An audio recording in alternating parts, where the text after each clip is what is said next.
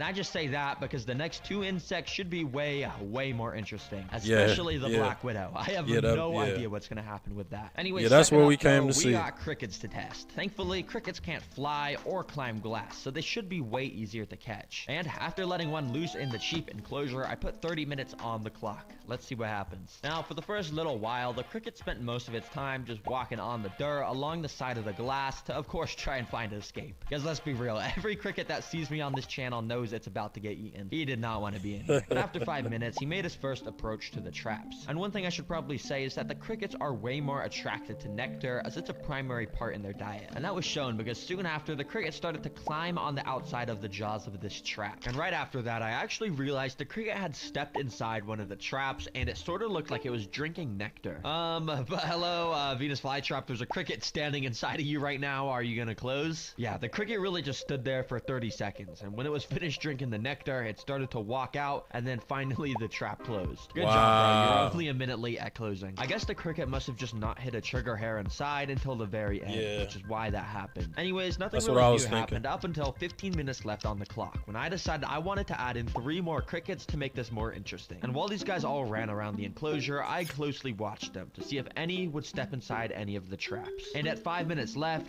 this happened. You see, this cricket started to walk up the stem of this trap. Then he walked inside, realized it was a dead end, and tried to turn around. But it was too late because the trap closed on him, leaving him half stuck inside. So I literally just got some time-lapse footage of this guy to see if he'd be able to escape. And actually, while I was recording that, another cricket below also stepped into one of the traps. And he also got half of his body stuck inside. Thankfully, this cricket was able to use some of the stuff around him to pry himself out of the trap. However, I don't know if this guy will be able to do the same, since he's in the air and has nothing to grab onto. So I guess I'll just leave you here. Sorry, boy. Good luck. But anyways, that concludes the timer, and I would call this a half success for the cheap plants this time. But oh boy, am I excited to do this with the expensive traps.